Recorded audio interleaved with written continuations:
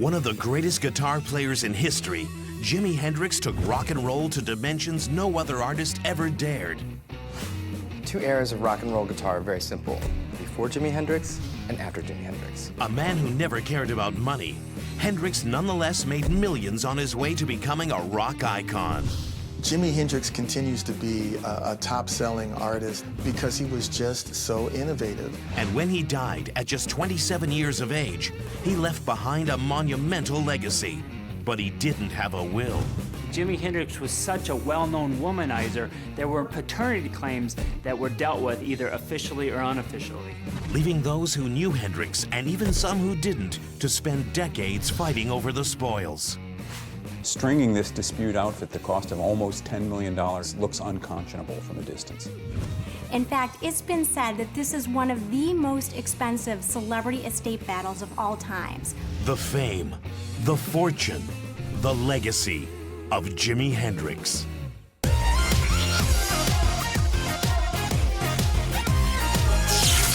Jimi Hendrix was a rock and roll revolutionary, using feedback and distortion to create a sound that changed music forever. Through his creative genius and prolific output, Hendrix generated a musical legacy that has lived on ever since. Music has a lot of influence on a lot of young people today, and it breaks down to the arts of earth, the earth art. Before Jimi, rock guitar was kind of two-dimensional. When Jimi came, it was 3D.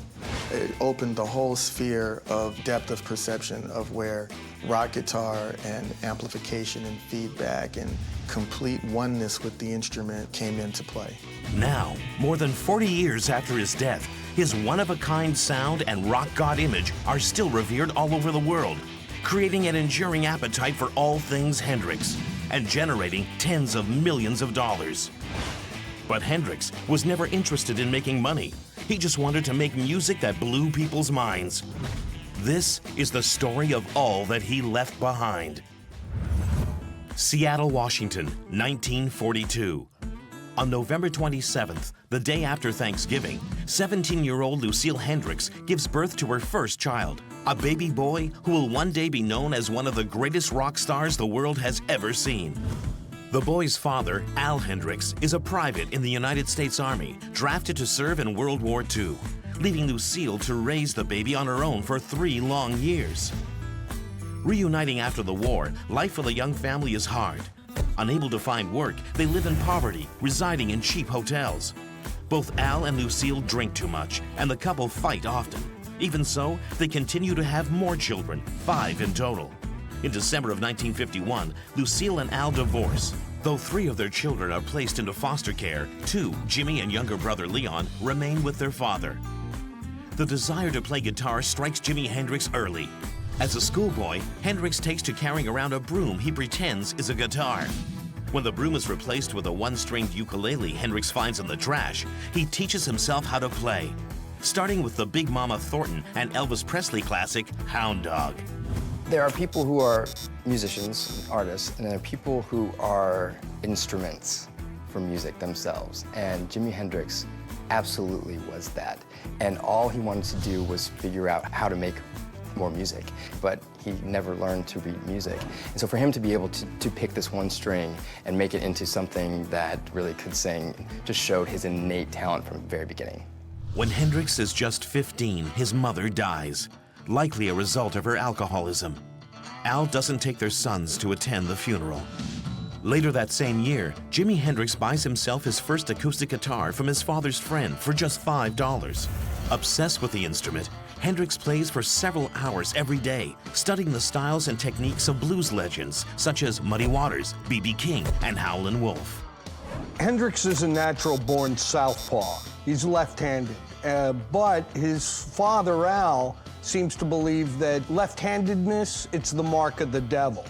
So whenever his father's around, Hendrix, he plays right-handed. His father leaves the room, Hendrix flips the guitar upside down, and he plays the way the devil intended. After Hendrix forms his first band in 1959, Al buys his son an electric guitar. But when the band plays its first gig in the basement of a synagogue, Hendrix's stint with the group doesn't last long. He was fired actually between sets of his first gig from his first band because he was one-upping everyone. He was just basically, he was Jimi Hendrix. Flunking out of high school, Hendrix devotes himself to a new band, the Rocking Kings. But before the band takes off, Hendrix, just 18, runs into trouble with the law. He's caught riding in stolen cars, not once, but twice.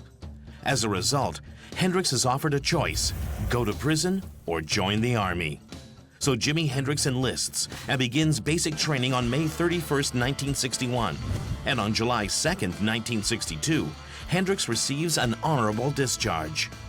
Well, you know, there was theories that he was injured, but realistically, I've seen a report written by his supervisor, and he said basically the guy can't stay away from his guitar. He's useless to the national defense. I don't think he was injured. I don't think he was a malingerer. I don't think he engaged in any conduct other than his love of music, and the Army said, you're marching to a different drummer. You're out of here.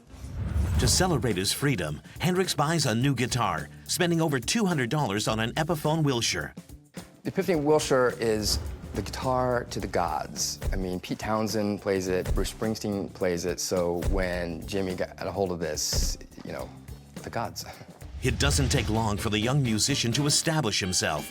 Soon Hendrix is playing with some of the biggest stars in R&B, including Wilson Pickett, Sam Cooke, and the Isley Brothers.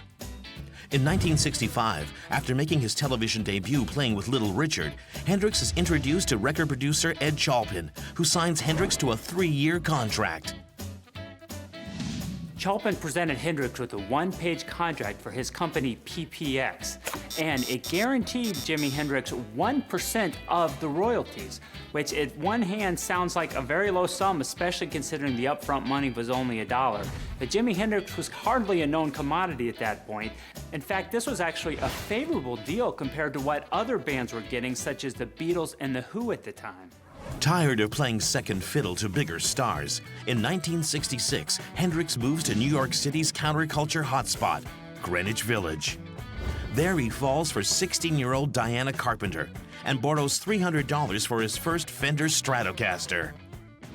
When he got the Fender, it felt right, it looked cool, the tones were exactly what he wanted, so it was basically like another appendage of his that he was able to make, you know, amazing music from. In May of 1966, Hendrix' onstage theatrics draws the attention of a woman whose music industry connections will change his life forever.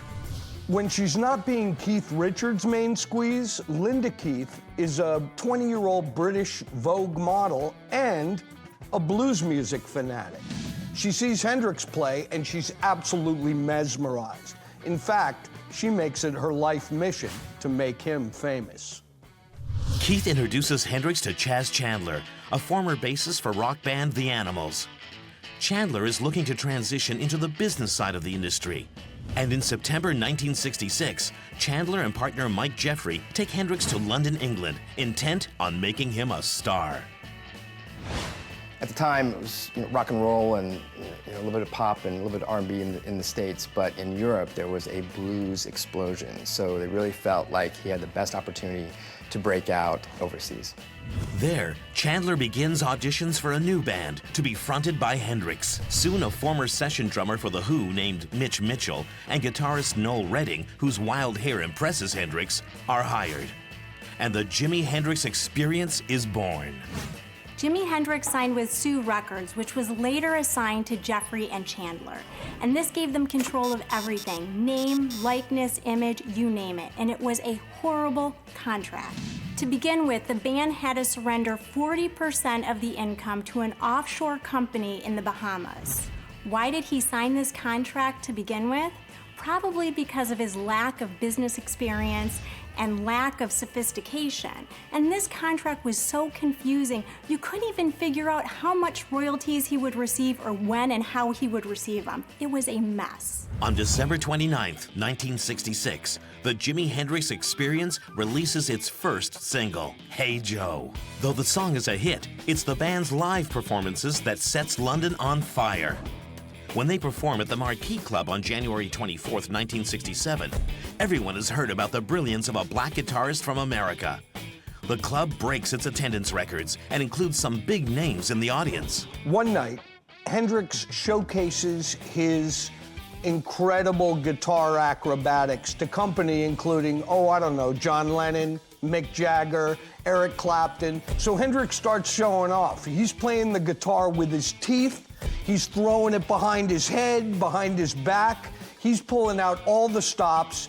Everyone is just absolutely awestruck. Hendrix begins dating British DJ Kathy Etchingham, the inspiration for his hit Foxy Lady.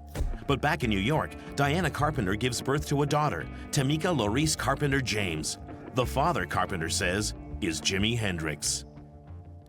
But Hendrix is busy taking the world by storm. On May 12, 1967, the Jimi Hendrix Experience releases its first album, the now classic Are You Experienced? Are You Experienced by the Jimi Hendrix Experience was one of those albums where just about every single track on there was a classic. It was just an electrifying experience. It was a record that took you on a journey that had never really been experienced before. Are You Experienced then and now is considered the most amazing debut of any artist in history. The album is a hit, and Jimi Hendrix is a star. But the best and worst are yet to come. Jimi Hendrix has exploded onto the rock music scene with a new sound and style that herald the dawn of a new era. And he's just getting started. On March 31st, 1967, at the London Astoria, the Jimi Hendrix Experience gives a jaw-dropping performance, made even more astonishing by a surprising finale. Okay, back then, The Who, their signature was to, smash up their equipment and their guitars on stage. Jimi Hendrix and his advisor at the time, Chandler, he was like, you gotta come up with a new stunt. You gotta outdo The Who. So what he did was he found a can of lighter fluid, and the rest was history. The man set his guitar on fire. With music fans all over the world now clamoring to see the most electric band in rock, Hendrix, Mitchell, and Redding head out on their first European tour. While visiting Sweden, Hendrix spots Eva Sundquist at a train station in Stockholm. For the next 2 years, the pair will hook up whenever Hendrix is in the country. Though the tour is a massive success, managers Chaz Chandler and Michael Jeffrey know where to find the real money. And as is, believed today, the big bucks really from an artist standpoint was back in the United States, and so that he had his eyes set on coming back. An astute businessman, Jeffrey cuts a deal with Warner Brothers for the American rights to the band's recordings. The deal includes a $150,000 advance. $150,000 at the time is like $1 million today. This was really an unheard of sum for a performer like Jimi Hendrix, who was really undiscovered at that point, even though he was, of course, immensely talented. The big problem was that the royalty setup was so confusing that there's a big question how much of this money trickled down to Jimi Hendrix. Returning to the U.S. in 1967 after hitting it big in Europe, the band's first showcase in America is set for the Monterey International Pop Festival. Before the Monterey Festival, Jimi Hendrix was a mystery to American audiences. He was that black rock guitar player that everybody was just hearing about. But when he brought the Experience to Monterey, it was a completely mind-blowing performance. According to legend, it's at Monterey that Hendrix first experiments with LSD, the psychedelic drug gaining huge popularity among Americans looking to explore the outer reaches of their minds. No other rock star would be as closely identified with the psychedelic drug culture. Jimi's experimentation with psychedelic drugs definitely is reflected in not only the way that he approached his guitar sound. It wasn't just about playing notes and everything. It was about creating aural atmospheres, through the use of feedback and special effects and everything. But when you also take a look at his lyrical content with things like Room Full of Mirrors and Belly Button Window, all of this vivid imagery was definitely reflective of Jimi's experimentation with psychedelic drugs. Hendrix and the Experience are already working on their second album. When Axis, Bold as Love is released in December, the album proves to be another smash, even as the band explores more out-there sounds. I don't know how you follow up the biggest, best debut ever in history, but Jimi apparently did. And with Access, he just took everything to the next level. And what critics and fans were really impressed with was his songwriting. And not only did he have the funky, futuristic, crazy, psychedelic stuff, but he also had some amazing ballads that had incredible depth to it. So this album really set the stage for what kind of artistry and what kind of potential Jimi had. In early 1968, Hendrix returns to the U.S. to continue touring. A bona fide rock star, Hendrix buys fancy cars, even though he can't drive, and spends lavishly on the women who flock to meet him. Eager to spread the wealth, Hendrix generously buys gifts for his brother Leon and surprises his father with a brand new Chevy Malibu. But not everyone is enjoying the tour. Chaz Chandler tires of the drug-fueled mayhem and quits, leaving Jeffrey to manage the star's income alone. In the summer of 1968, Hendrix opts to take his first break in years, renting a small flat in London for the equivalent of $47 a week that he shares with girlfriend Kathy Etchingham. On October 25, 1968, the Jimi Hendrix Experience releases its third and ultimately final studio album, Electric Ladyland. It's their first album to hit #1 in the States.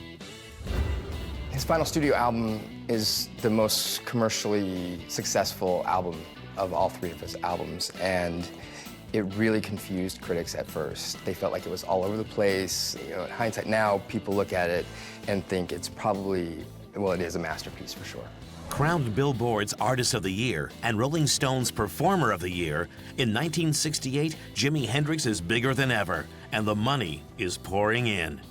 Yet despite his success and growing wealth, Hendrix continues to live modestly, at times verging on hand-to-mouth.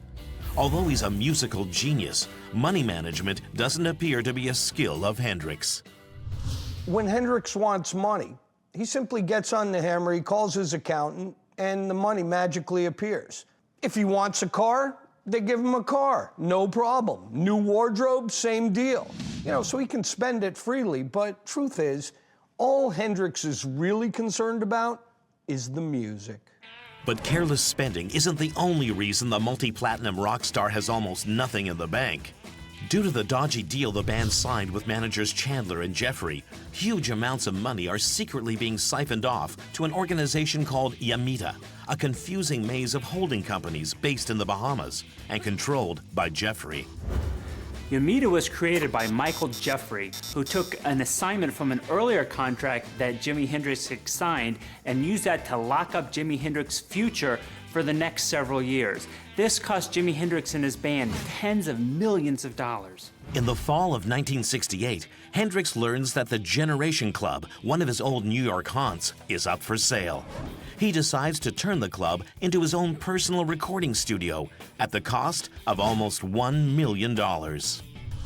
Hendrix envisions a psychedelic studio with an ambient lighting machine, a psychedelic mural, and oddly, no right angles.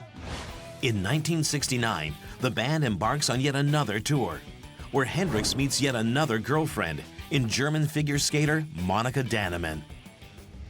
As the tour winds to a close, the Experience is sent back to the studio, despite their obvious exhaustion and growing friction between Redding and Hendrix.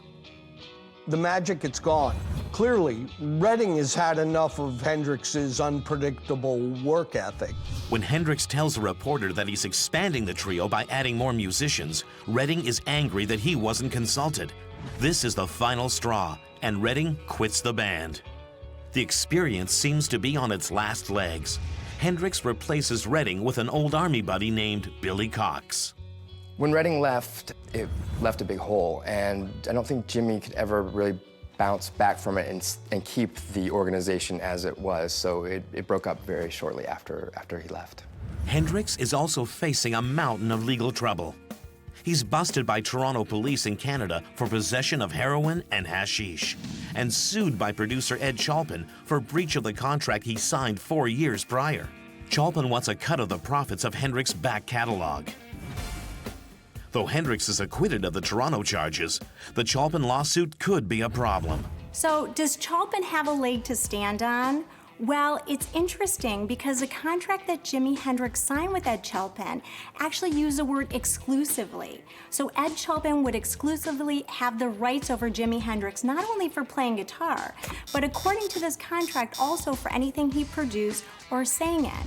This was the big money question, and it led to lots and lots of years of litigation and lots of attorney fees. Having risen from the depths of poverty, Jimi Hendrix has arrived as one of the world's most famous rock stars. But his wealth is disappearing fast. The sun is setting on the 60s, and Jimi Hendrix, one of the greatest artists of the era, is about to unleash what some consider his most iconic performance.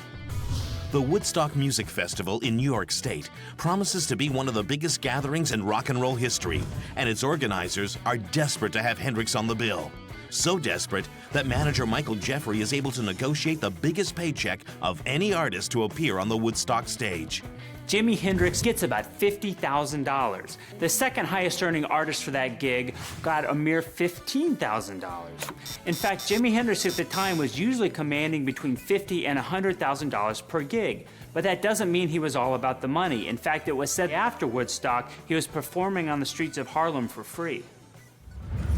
When the festival arrives, more than 400,000 people flock to see Hendrix and his new band, Gypsy Sun and Rainbows, perform. Though only a fraction stick around until Hendrix takes the stage early Monday morning. Hendrix is huge by now, and his ego, it's even bigger. But his ego was nothing compared to Jeffrey's. The promoter wants Hendrix to go on at midnight on Sunday. Jeffrey insists that Hendrix is the headliner. I mean, he's getting paid the most, so it's only fitting that Hendrix goes on last. Though no more than 40,000 people are there to see it, Hendrix's amazing rendition of the Star-Spangled Banner blows those 40,000 people away, and it became the iconic moment of the entire festival. Hendrix is one of the world's top-earning artists when Diana Carpenter, his teenage girlfriend from New York, finally tracks him down. She hands him a photo of the child she claims he fathered 2 years earlier. Jimi Hendrix never admitted that Tamika was his daughter, and he absolutely didn't submit to a blood test. But one thing he did do was he did carry her picture around with him everywhere he went, including at his concerts. So it really makes you wonder, was she the daughter or wasn't she the daughter? Not long after, on October 5th, 1969, Hendrix's Swedish girlfriend, Eva Sundqvist, gives birth to a son. She doesn't identify the child's father, but she names the boy James. Meanwhile, the lawsuit by record producer Ed Chalpin is resolved in court. Chalpin is awarded 2% of the profits from Hendrix's entire back catalog sold in the States. Worse, Hendrix must also produce a whole new album from which Chalpin will reap the proceeds. To record the court-mandated album, Hendrix invites Billy Cox and friend Buddy Miles to perform a series of 4 concerts at New York's Fillmore East over New Year's Eve 1969 and New Year's Day. The recordings become the 1970 album Band of Gypsies. Though the recording lands in the top 10, Hendrix doesn't see a dime. Instead, he begins recording a new studio album in his own customized Electric Lady studio. Electric Lady is the first artist-owned and operated studio of its kind, but Hendrix barely has the time to use it. Right after the opening party, Hendrix wings off to London to finish the tour, and sadly, he never comes back. Around June of 1970, Diana Carpenter files a paternity suit against Hendrix. The court asks him to take a blood test, which his lawyers advise him against. Mr. Hendrix was ordered to submit to a paternity test. He refused to do so. She didn't move in for the kill with a contempt motion. She didn't have many options. The options she had, she didn't pursue vigorously enough. The remedy should have been a contempt motion. A contempt motion would have legally forced Hendrix to comply with the blood test. Instead, Hendrix joins his band on stage at the New York Pop Festival. Wired on drugs, the set is a disaster. In September, Hendrix ends a performance in Denmark after 3 songs, telling the crowd, "I've been dead a long time." 4 days later, Hendrix is to perform at the Isle of Fehmarn Love and Peace Festival, Germany's version of Woodstock. He cancels the first day due to bad weather, but performs the second day to boos from an angry crowd. Hendrix's response? "I don't give a shit if you boo, as long as you boo in key." The tour is already in the toilet when some genius decides to spike the punch bowl with LSD. Billy Cox, he takes just a few sips of that punch, and he ends up going on this horrifying trip, and after that, Billy Cox quit the tour. Worn down by drugs, a chronic lack of sleep, and a persistent illness, Hendrix escapes to London. But England doesn't provide the respite Hendrix needs as his health continues to decline. Jimi was absolutely exhausted at this point in time, to the point that he wasn't able to write the way that he normally wrote. He wasn't able to perform or master his guitar the way that fans looked forward to. It was just an overall really sad time for Jimi, and something had to give. On September 16th, Hendrix pulls himself together to jam with former Animals lead singer Eric Burden at a jazz club. Though the crowd is excited to see Hendrix, the man revered as a guitar genius gives an uncharacteristically subdued performance. It would be his last. Hendrix has also been telling his lawyer to find a way out of his contract with Jeffrey.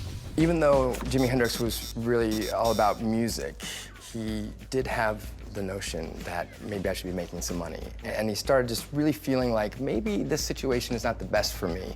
The problem is Jimi Hendrix is stuck here. That contract controls him. He is, in essence, from a musical perspective, owned by Michael Jeffrey and Yamita. He's stuck. September 17th, Hendrix and girlfriend Monica Danneman visit a friend where they smoke hashish and drink wine. Later that evening, she drives Hendrix to a party where he takes amphetamines. Back home, he asks Danneman for sleeping tablets. At 10 a.m., he is sleeping normally as Danneman goes out for cigarettes. When she returns to the flat, she finds Hendrix unconscious and unresponsive. At 11:18, she calls an ambulance. 9 minutes later, it arrives, but Danneman is nowhere to be found. Paramedics on the scene find Hendrix covered in dark vomit, his airway blocked all the way down. Though they take him to the hospital, it's clear there is little to be done. At 12:45 p.m. on Friday, September 18th, Jimi Hendrix is pronounced dead. By that evening, newspapers from London to New York are filled with sensationalized headlines declaring Hendrix's demise due to a drug overdose. Jimi Hendrix once said, when I die, I want people to go wild, play my music, and just go crazy. And that's what they did when he did die. People went crazy. And he also said, there's a power about death. When you die young, you become bigger than you ever were. And, it's hard to tell, would he have been this revered had he lived longer? And the reality is, he was an amazing, amazing musician who had so much more talent to give than he did. His brother Leon, in prison at the time, hears the news on the radio. He later says, "Everyone in prison knew who I was, and everyone went quiet. They called my name over the loudspeaker, so I knew it was true. My dad was on the phone, and he was crying." On September 28, 1970, a post-mortem examination determines Hendrix's cause of death as inhalation of vomit due to barbiturate intoxication. Danneman admits to authorities that Hendrix ingested 9 of her sleeping tablets, 18 times the recommended dosage. The coroner also notes a moderate amount of alcohol in his blood, as well as cannabis and amphetamines, but leaves the verdict open. Anytime there is a suspicious or an untimely death, such as a death by violence, a death of a young person, a death that's not obviously due to natural causes, the state inquires. There's an inquiry, an inquest to determine the cause of death. An open verdict means the evidence is ambiguous. Indeed, even had the coroner come up with a definite conclusion, nothing would have prevented someone from presenting their own pet theory. So it would have been helpful, it would have addressed some unanswered questions, but to the extent that people want to speculate about Hendrix's death, they're still free to do so. On October 1st, 1970, a private funeral is held for Jimi Hendrix at the Dunlap Baptist Church in Seattle. Though they're not invited, the press and a substantial group of fans hang out quietly behind the barrier. Jeffrey organizes everything, including a guitar made of flowers for the burial. Hendrix's brother Leon, he's even released from prison on furlough for the day so he can attend his brother's funeral. Hendrix is laid to rest in Greenwood Cemetery in Renton, Washington. And though Jimi Hendrix, a rock and roll god to guitarists everywhere, is gone, his estate is yet to be settled. Not getting his dues after a terrible contract and years of spending and partying, what money will be left? Jimi Hendrix was more than a guitarist. He was a revolutionary rock star and counterculture hero when he died at just 27 years of age on September 18, 1970. Hendrix was one of the earliest members of the now coined 27 Club, musicians who died at the age of 27. Throughout his life, he spent big on guitars, groupies, and good times, putting him more than $1 million in debt. Jimi Hendrix didn't have a lot of money in his estate when he passed away because he was a lavish spender. If he made $10,000 at a concert, he would spend the $10,000 the next day and not even take into account that expenses had to be paid for the concert. He would also pick up groupies, take them shopping, and never see them again. And he also spent twice as much time and money as he anticipated on the Electric Lady Studios. At the time of his death, Hendrix has approximately $20,000 in the bank, but owes an estimated $200,000 to the IRS, $300,000 to his manager, undisclosed thousands to his record company, and hundreds of thousands to Warner Brothers, who had bankrolled the Ladyland studio, and he doesn't have a will. Instead of a fortune, Hendrix's father, Al Hendrix, inherits his son's debt-filled legal nightmare. When a person dies, they either die with a will or without one. Without one is called intestate. And the estate acquires the responsibility for wrapping up the affairs of a person. So if you die in debt, you might be off the hook while you're resting eternally wherever it is that you go, but the administrator of your estate's got to deal with it. So in this case, it was Al. Then, Diana Carpenter comes calling, with her young daughter in tow. Her paternity case now becomes a probate claim against Jimi Hendrix's estate, so it's left for Al Hendrix to have to worry about this, as well as other paternity claims that came forward. Carpenter wants Tamika recognized as the sole heir to the Hendrix estate. But because Hendrix refused to take a blood test, the court denies her claim. Tamika Carpenter gets nothing. At the time, given the technology that was available for determining paternity, his death and the deterioration of his body effectively closed the door to determining paternity issues with any degree of certainty. In a DNA era, I suppose you could go back in. You could probably go back in even now, as bizarre as that sounds. To assist in navigating the complex legal web of his son's financial legacy, Al Hendrix hires lawyer Leo Branton to assume control. With the agreement, Al will receive $75,000 a year in compensation. According to Branton, Al only wanted $75,000 in income each year, and he wanted the rest kept in trust. But keep in mind that Al only had a 7th grade education. He was very unsophisticated, and when he received $70,000, he had never had that much money in his entire lifetime, so he really didn't have the wherewithal or know any better to ask for more money. One of Branton's first tasks is to catalog all of Hendrix's unreleased recordings. Searching the globe, Branton collects enough tracks to make 6 full albums. He then approaches Redding and Mitchell to buy out all future rights to royalties from the Experience catalog. Redding settles for $100,000 and Mitchell for just over $250,000. The sale will, in time, cost both musicians a potential $40 million. On top of losing out on all this money, they also lost the say in the creative control of future albums. This really was devastating for them, but what did they really know at the time they signed it? They had no idea how lucrative CD sales, DVD sales, and other ways to profit from the music would come about. To capitalize on the unearthed recordings, the estate begins releasing posthumous Hendrix albums.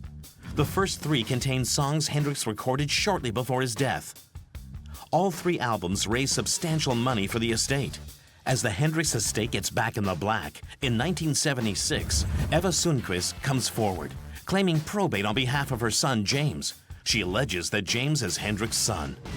Reportedly, the Hendrix estate never publicly acknowledges the child, but it does quietly pay Sundquist a cool $1 million. Whether it's because Sundquist arose in the context of Sweden and the other claims arose in the context of the United States, and that had a bearing is an open question. Sweden has a more communitarian ethic than we have in the United States. We're very much individualists, and we're going to do what we want to do until you tell us we can't, by golly. I think there was a sort of equitable argument in her favor, and Calmer had said, look, let's not litigate this. He's a minor. Just give her some money. You've got it to give. But as the launch of compact disc technology in the 1980s leads to a boom in the sale of Hendrix' back catalog, the $1 million judgment becomes just a drop in the bucket for the estate. In 1991, the copyright on Hendrix recordings is set to expire and, under U.S. law, transfer to the artist's next of kin. In a desperate effort to retain control, Branton offers Leon and Jimmy's stepsister Janie $1 million each to sign off on the rights. Leon is quick to sign his over, but Janie smells a rat and hires a lawyer who uncovers that Branton has sold the rights to a Panamanian tax shelter and rights to Hendrix' likeness to yet another company, all without Al's knowledge. Mr. Branton doesn't look good. It looks like he's perhaps taking advantage of the estate for his own purposes, perhaps lining his pocket with administrative fees in a way that might raise questions in the mind of Mr. Hendrix' survivors. He claims that Al only wanted some $70,000 to $75,000 per year, and that monies were being held aside in trust for Al's benefit later. In 1993, Al Hendrix sues Branton in an effort to win back the rights to his son's music and image. It takes Al 2 years and $9 million to get his son's legacy back into his hands. Then Al updates his will, giving an equal share to both Leon and Janie. Mr. Branton had a fiduciary responsibility to act in the interest of the trust. Stringing this dispute out at the cost of almost $10 million looks unconscionable from a distance. In July 1995, Al forms Experience Hendrix LLC to manage the name, likeness, and music of his son. Appointing Janie company president, the family cuts a deal with MCA Records, licensing Hendrix music for an estimated $40 million. People today who've never really experienced Jimi Hendrix get to experience new albums that are still coming out almost 30 years after his death, and that's because it's still relevant. And the music that he made was so funky and so different that people really are drawn to that. So he actually gains new fans every time a new album of his comes out. Though the MCA deal leads to a cash windfall for the Hendrix LLC, Hendrix's brother Leon won't see any of it. With no steady job and 6 kids to support, Leon, who has already been in and out of jail, turns to drugs. Al tries to get help for his son, but nothing seems to work. Finally, the kids, they just send him off to rehab. Though Leon struggles to get himself clean, by 1998, Janie gets power of attorney over Al, and soon Leon is cut out of Al's will, leaving Janie his primary heir. Only a few years later, on April 17, 2002, Al dies in his sleep, leaving the bulk of the Hendrix estate, now estimated at $80 million, to Janie. 30 years after his death, Jimi Hendrix is worth more money than he could have imagined while alive. And a woman he met only a few times is now in charge of his entire legacy. Iconic guitar hero Jimi Hendrix's father, Al, has died, leaving a woman Hendrix barely knew, his stepsister Janie Hendrix, at the helm of his $80 million estate. Leon is absolutely livid.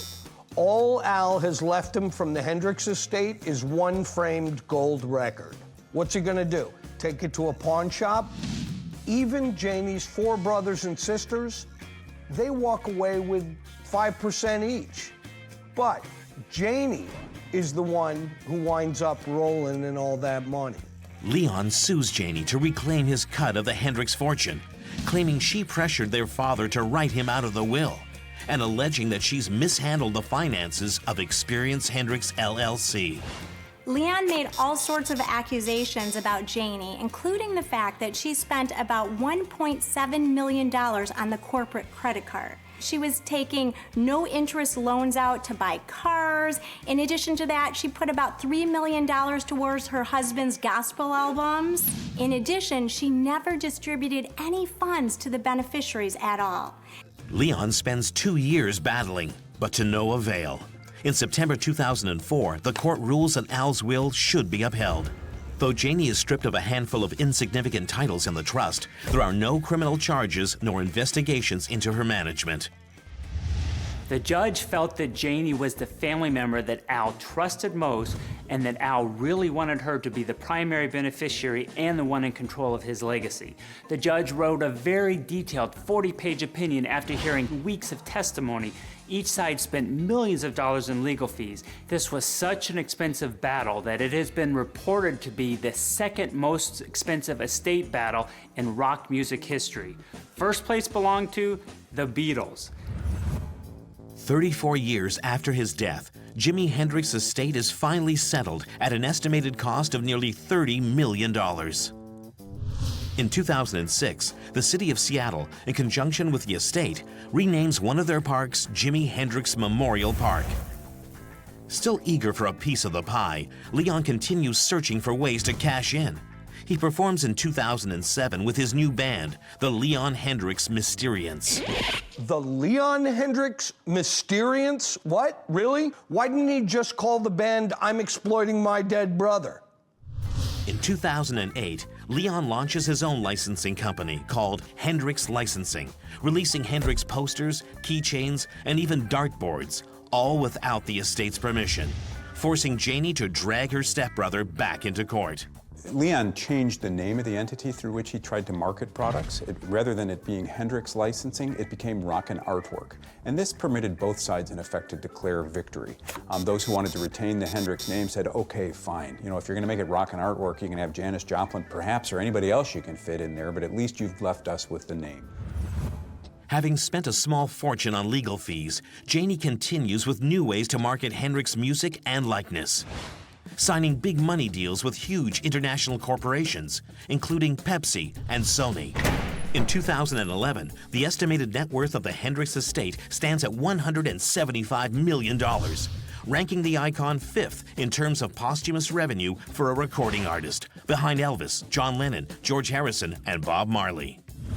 And there are a handful of artists or bands who can continue to drum up new fans and new interest, even if they're only re-releasing stuff. And Jimi Hendrix is one of those people, like Pink Floyd, like the Grateful Dead, and he will always be attracting new fans for generations to come. One of the biggest misconceptions about Jimi Hendrix is that he was this wild figure. You know, he didn't want to be that guy that all people came to see him for, was to see him smash his guitars. He was more than just a rock star. He was an artist who was really trying to continue to grow in his artistry and in his depth of expression. By 2013, Hendrix's annual album sales exceed that of any year during his lifetime. His gross revenue is a whopping $10 million. Jimi's legacy remains to this day because people can relate to him as that ultimate outsider, kind of like a James Dean, someone who stretched out and did things in his own way. It's music that will continue to take you on a journey, lyrically, instrumentally, sonically. It will just be relevant forever into the future. With celebrity image and likeness, there's always going to be something to fight about. Jimi's music will live on indefinitely, and unfortunately, I don't think we're going to see an end to the estate battles anytime soon. Jimi Hendrix is known as the greatest guitarist ever. In fact, Rolling Stone magazine named him as #1 on their list of all-time guitarists. Even though he was only active for a short period of time, his guitar genius has influenced legions of musicians that came after him. In the short amount of time that he was on this planet, anything that he committed to tape is something that people want to study and put under a microscope, because there's always this sense that there's more. There's layers to Jimi, and maybe you didn't get it all, and you need to continue to study. Jimi Hendrix is the most influential guitarist of all time. Hendrix changed the game forever, and with that, he became immortal.